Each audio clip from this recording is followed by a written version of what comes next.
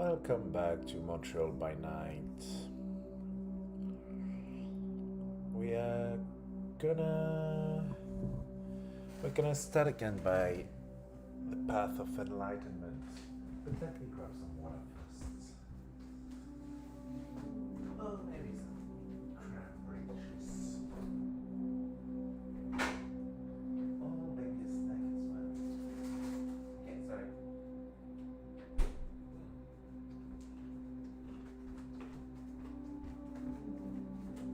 I need to have a dessert, right?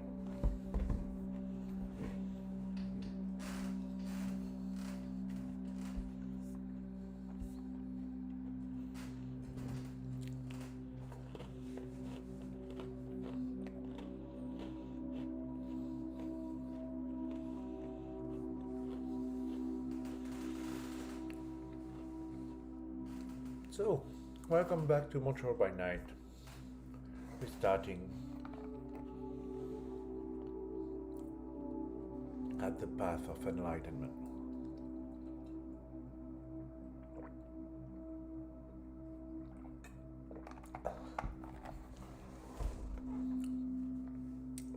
It's actually quite funny that it's so spiritual in a way.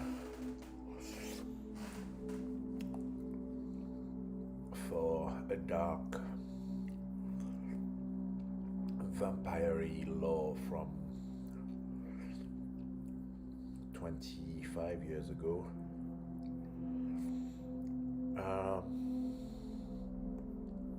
These next 30 minutes should actually last, finish the chapter that we're in. And so after that, we're going to get to chapter 5, Covens. So by the end of that should be the end of Undead Life. So we are more than halfway through, getting there. So there is no cruelty without consciousness and without the application of consciousness. It is consciousness that gives to the exercise of every act of life its blood red color, its cruel nuance, since it is understood that life is always someone's death. Antonin Artaud, the theater and its double. Among Sabbath, Montreal is renowned as a city of scholars. The Litany of Blood records sect heroes and martyrs. The Shepherds of Cain have fostered theological meditation and debate since the Covenant's creation in the late 17th century. Given Montreal's intellectual and religious significance, the diverse path of enlightenment play a very large role in the unlives of the city's undead. The path of Cain. The path of Cain gained status in Montreal at the beginning of the 19th century, when the Shepherds invited scholars to the city and helped to create the Litany of Blood. Almost all nodists in the city remained tied to the Litany and belonged to the Librarians' Coven. Only Elias the Whale, a bloated Nosferatu anti-tribu member of the Wretched, I'm not even sure how to say this one, practices the path outside the librarians and is secretly granted access to the litany by his fellow scholars. Organized rites involving nodist research are carried out by the coven rather than by a group of path members.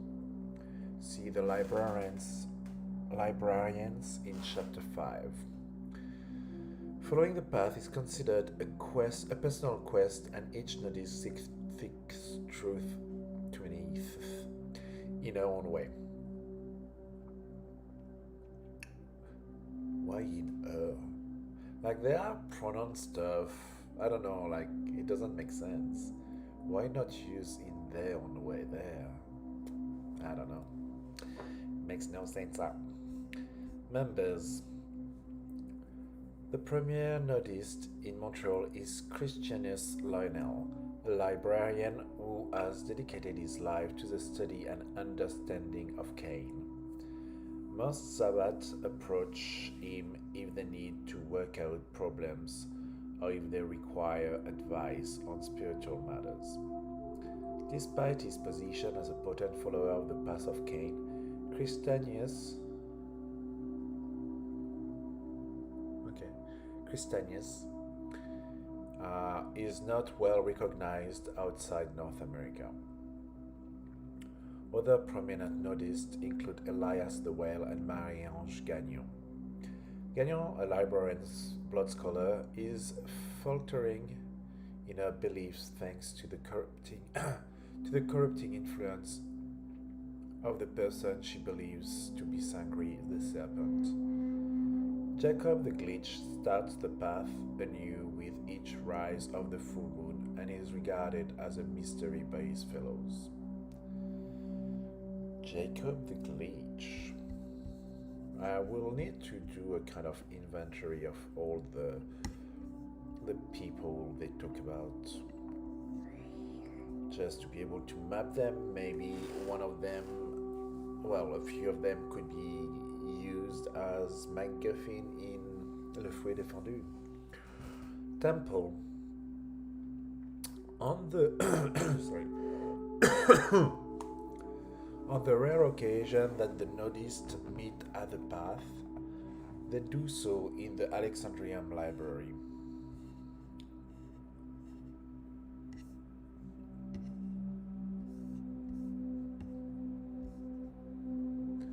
The Path of Cathari.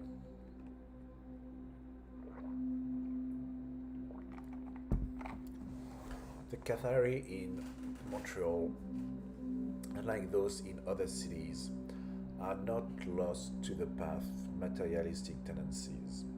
Rather, they have transcended materialism and achieved an enlightened understanding of their nature. For the local Cathari, vampirism is not an excuse to live in pleasure and depravity. Those are considered mere tools to better explore and understand the darkness and evil in the world. According to Creamy Jade and the Rose, the two perfecti of Montreal, Creamy Jade. In order to transcend, one must first understand and embrace evil. For only then will divinity and beauty be understood and achieved. By experiencing cruelty to its fullest, Cathari disciples believe they can unlock the divinity imprisoned in their undead bodies. The Cathari also believe that they were chosen to test others' conviction by corrupting and perverting them. Only the purest and strongest, it is thought, are allowed to escape the material world. These unusual Cathari beliefs have created a schism in the path. More and more Cathari discover the wisdom possessed by Montreal's members and make pilgrimages to be absolved by the Rose and Creamy Jade. Others see the Montreal movement as a perversion of the path, and they see Montreal's Cathari as elitists.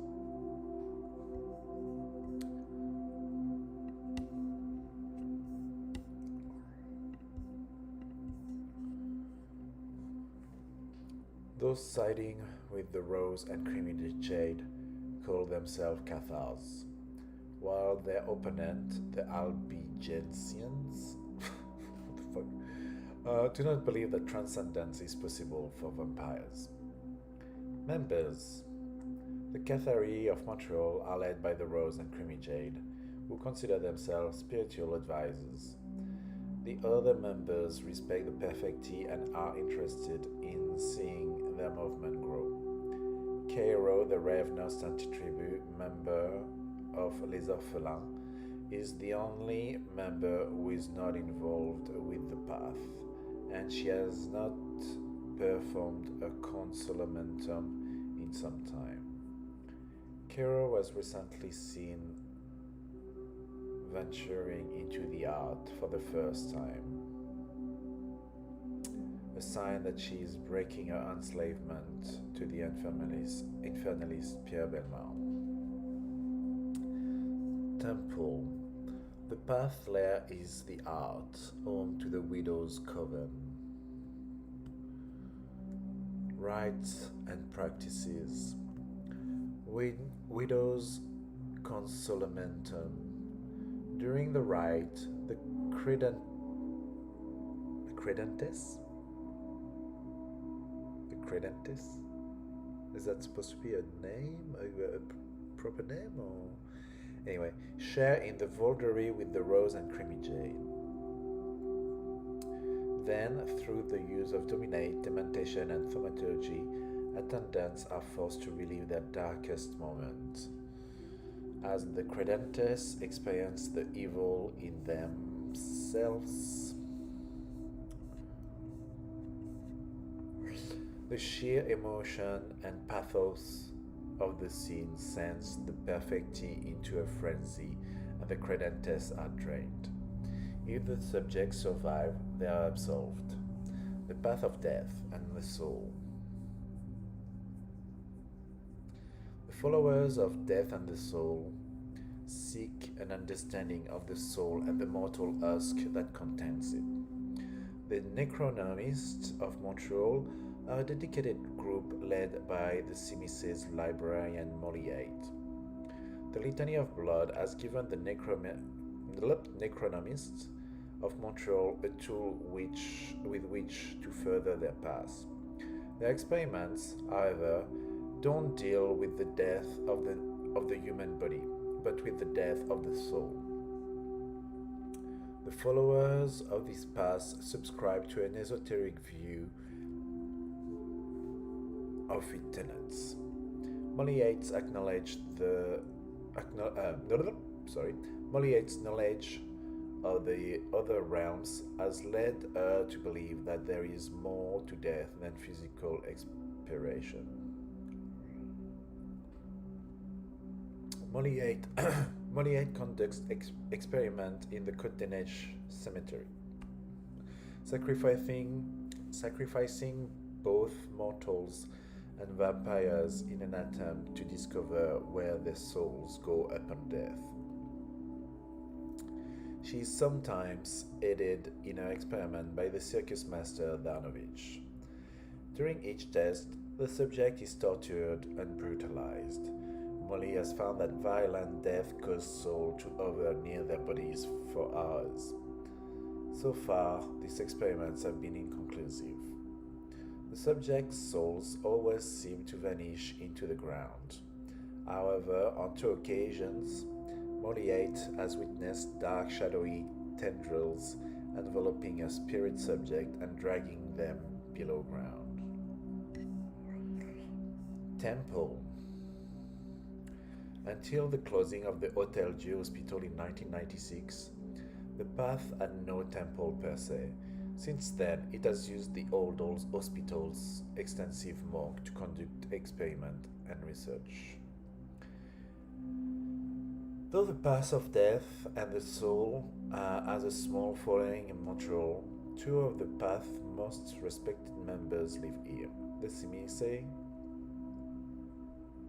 that's how I say it, Moliate, keeper of the Litany of Blood, and Darnovich, a master of horror and vicissitude.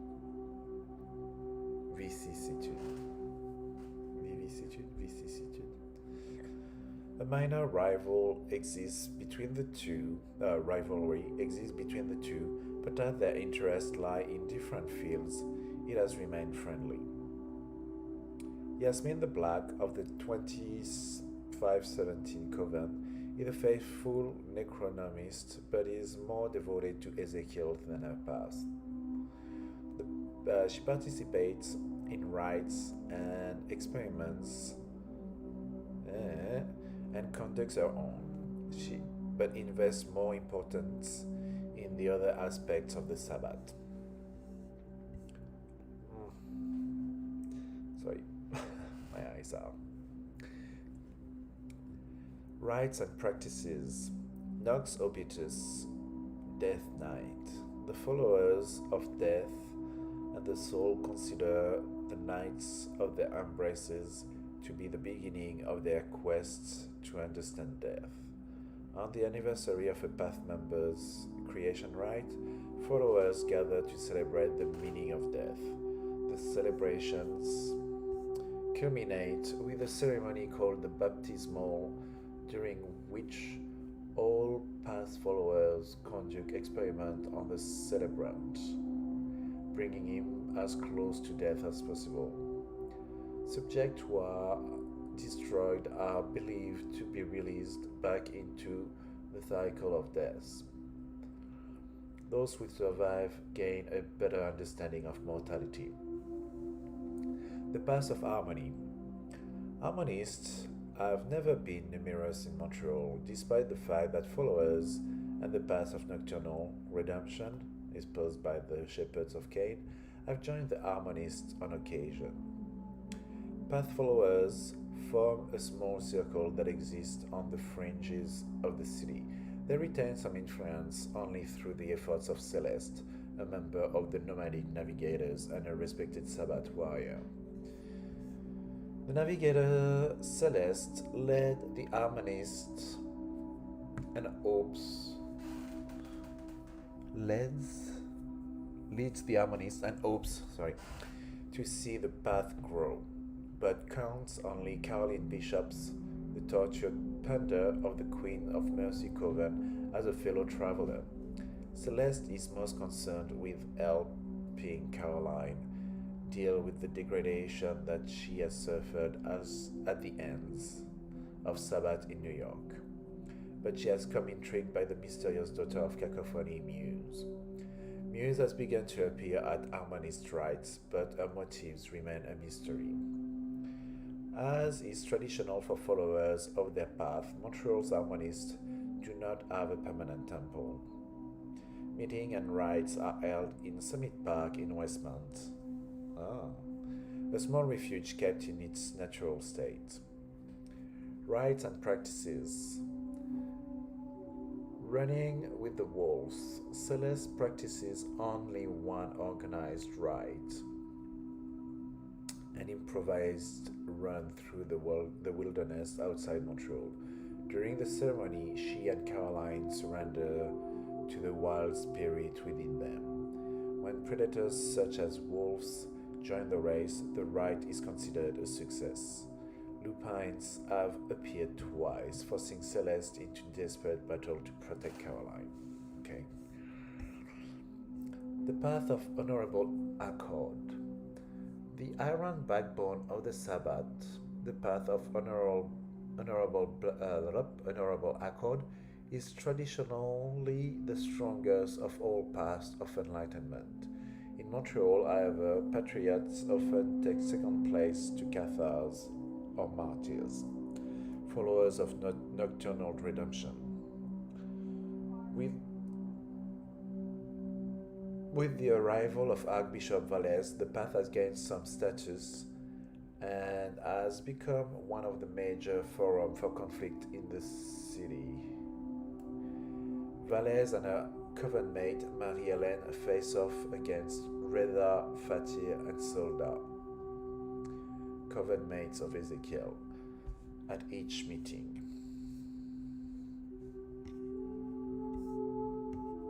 I don't know why, but my eyes are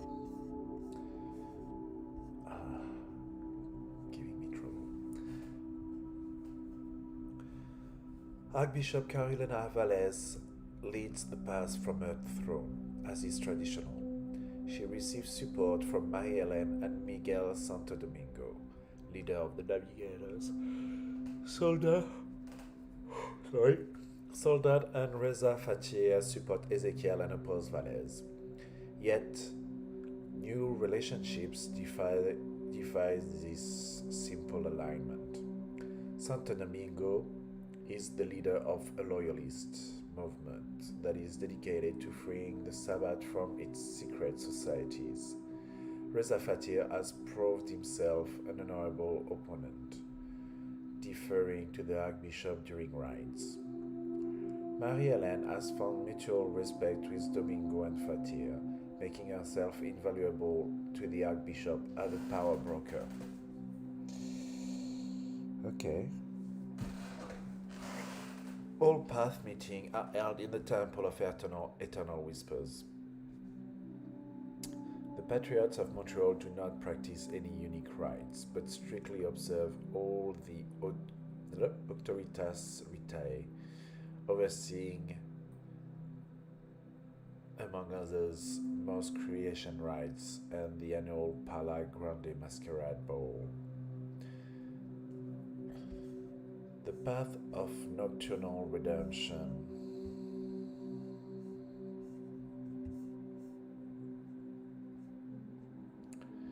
The path of nocturnal redemption was born in Montreal at the end of the 17th century. It began when a cadre of Jesuits, embraced by a local Sabbat, emerged from their grave charged with a potent mixture of human faith and Cainite enlightenment. The city is still the home of the path. The path's tenet, that the children of Cain must seek redemption for their crimes, and those of their father as found adherents called martyrs across the globe. Yet, only in Montreal, and the exception of a few cities in Mexico and in the Sabbath Inquisition, do these adherents make significant force.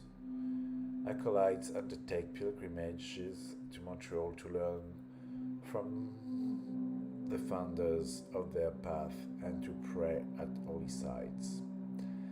Most arrive during the summer month, coinciding with the opening of the litany. During the period, the city's martyrs dedicate themselves to ceremonies and informal discussions with visitors. In recent times, some pilgrims have expressed concern that the supposed leaders of the past have lost touch with their faith. Almost all local martyrs are members of the Shepherds of Cain. And as the political concern of the coven come to the fore, some wonder whether the quest for redemption has been forgotten. The path rite of sainting contributes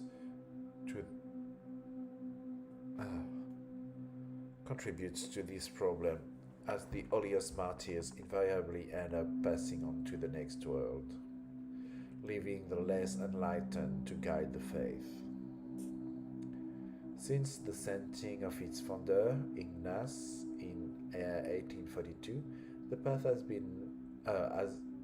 has had no recognized leader. A general stratification has occurred. However, Raphael Catarari is considered the holiest martyr in Montreal, but he remains focused on his own goal. Alfred Benezri, Itzhak, Frère Marc, and Béatrice Longu are the closest things to leaders of the past. They are enlightened enough to guide the young, yet not lost in contemplation of the Almighty.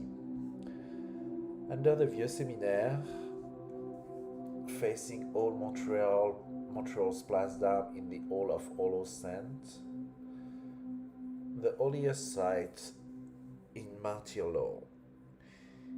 In the many alcove of the vaulted Gothic chamber, illuminated by dozens of candles and scented by exotic incense, stand the mummified remains of the path's greatest followers who have undergone sainting. At the chamber's head stands the form of Saint Ignace the Martyr, the founder of the path. Other saints include Françoise the Wise and Matteo the Mad. Okay. How come we have another the Wise? Is it Catherine's sister?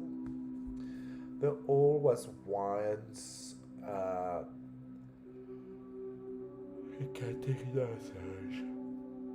Sorry. The hall was once the shepherd's lair, and it connects It connects to the temple of eternal whisper, but none may enter the hall without the permission of Raphael Catarari.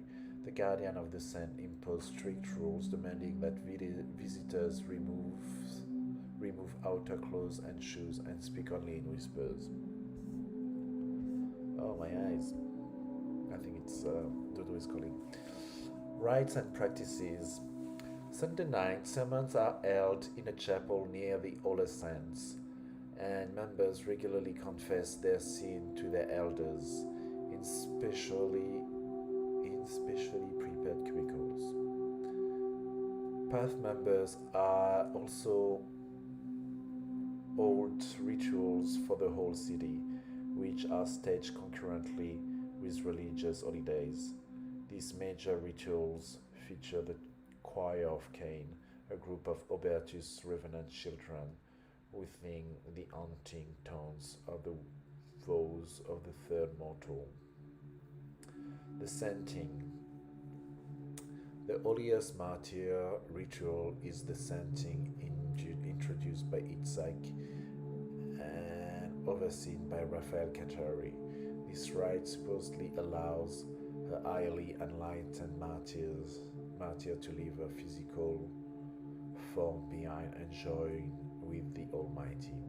The rite is enacted after nights of intense prayers and the mummification of the subject. Unknown to all, Itzhak, a potent thaumaturgist, designed the ritual to imprison and punish the proudest of the martyrs. Yet, Raphael Catarari seems to have transformed the rite so that it truly fulfilled the promise of redemption.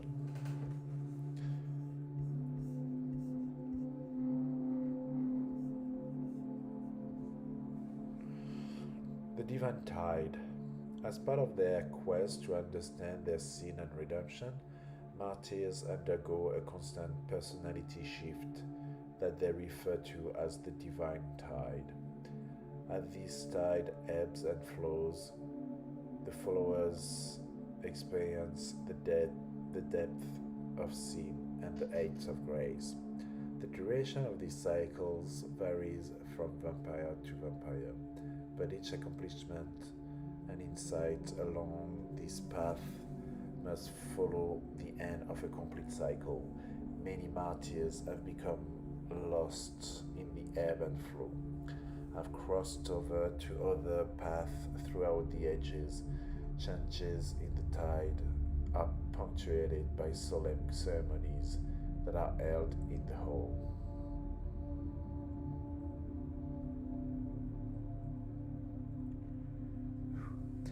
The path of power and the inner voice. The unifiers are strong in Montreal, yet their influence is subtle. While they do not meet like other paths, the unifiers maintain relatively close contact with each other, forming an extremely tight-knit network which is ready and willing to come to the aid of its fellows. Whereas the other paths have goals and agendas to further their particular belief, the unifiers pride themselves on doing that by satisfying their ambition, they further the path and ends the sect. The unifiers are concerned with more than just acquiring power. They want to secure the city and allow the other path the freedom they need to pursue their own agendas. The unifiers see themselves as the father figures of the Sabbath and care for their children by exercising legitimate power over them. I care for you by having power over you. Okay? Sounds toxic. Right away. Also, many unifiers are ultra conservative. Well, that explains. Others are treated with respect.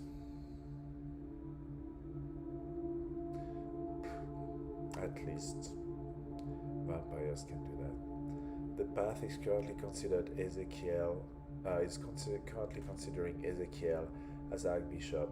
Many feel that the shepherds will gain too much power if Alfred Benezri leads this city.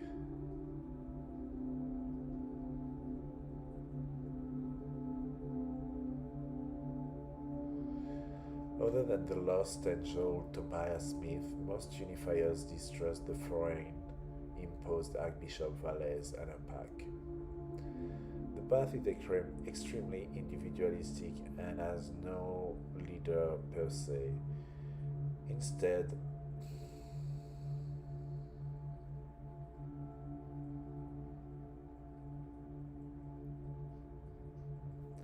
Instead, the followers offer their assistance to each other. Though Ezekiel holds the most sway, most followers are on equal footing.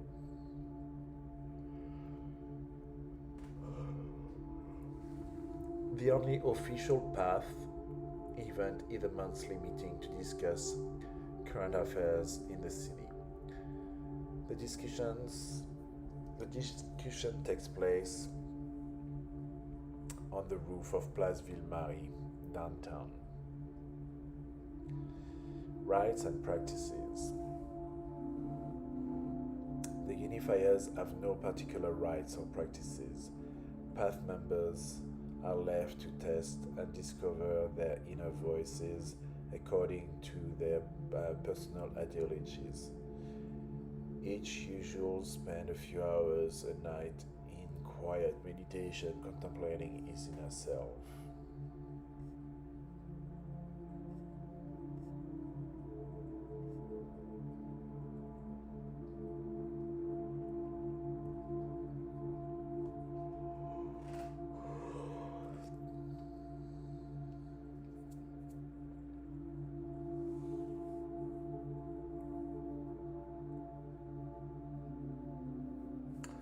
Oh, do I need to read that? No, man. It's like the rules and blah blah blah. Cool. So that is it. Next time we'll start the chapter 5 Covens. Oh, hey, Cliff Jones. The 5 Covens will be the next thing. We'll leave you here and go to bed because I have to wake up early tomorrow for a kind of interview that might be able to